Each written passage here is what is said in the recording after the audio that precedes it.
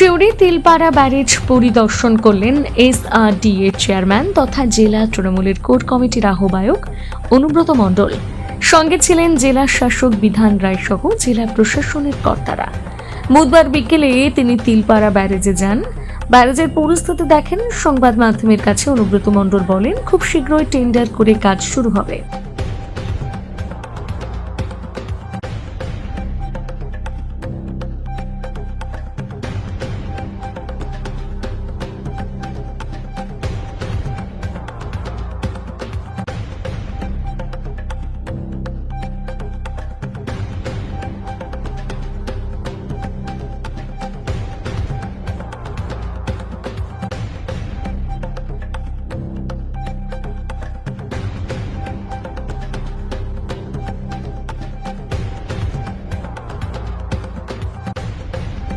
Tender হয়েছে already. আবার যেহেতু এটা খুব ইমার্জেন্সি একটা রাস্তা, রামপুরহাট মেন রাস্তা, এটা তাড়াতাড়ি টেন্ডার হয়েছে এবং এটা আশা করছি খুব তাড়াতাড়ি রিপেয়ারিং হয়ে যাবে।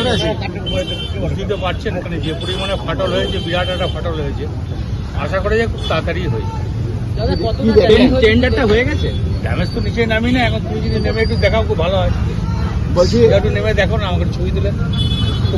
হয়ে গেছে মোটামুটি। আপনি কি দেখলেন? এখন তো অবস্থা দেখলাম খুবই খারাপ, যাতে এটা তাড়াতাড়ি যাতে সারানো যায় সেই ব্যবস্থাটা হোক। আলোচনা কিছু নেই, উনি এসআরডি চেয়ারম্যান এসেছিলেন এটা দেখতে। উনি আগে ইচ্ছা প্রকাশ করেছিলেন, আমি বারণ করেছিলাম। তার কারণ হচ্ছে যেহেতু বৃষ্টি এবং এখানে বহু মানুষের যাতায়াত চলছিল বা ইত্যাদি, তো আজকে কালকে বলেছিলেন যে আজকে উনি পরিদর্শন করবেন। তাই বললাম বিকেলের দিকে এলে ভালো হয়, যেহেতু কৌশিক অমাবস্যার মিটিং ছিল রামপুরহাটে। উনি এসছেন, কিছু পরামর্শ উনি দিলেন, কিছু কথা বলেছিলেন, সেগুলো আমরা আমাদের যা এখানে যে কার্যক্রম বা ইত্যাদি আছে সেটার সাথে আমরা সরকারি যে বিষয়গুলি আছে তার সাথে আমরা তার নিরিখে আমরা দেখে নিচ্ছি যে সেগুলি আমরা গ্রহণ মানে কিভাবে গ্রহণ করা যাবে।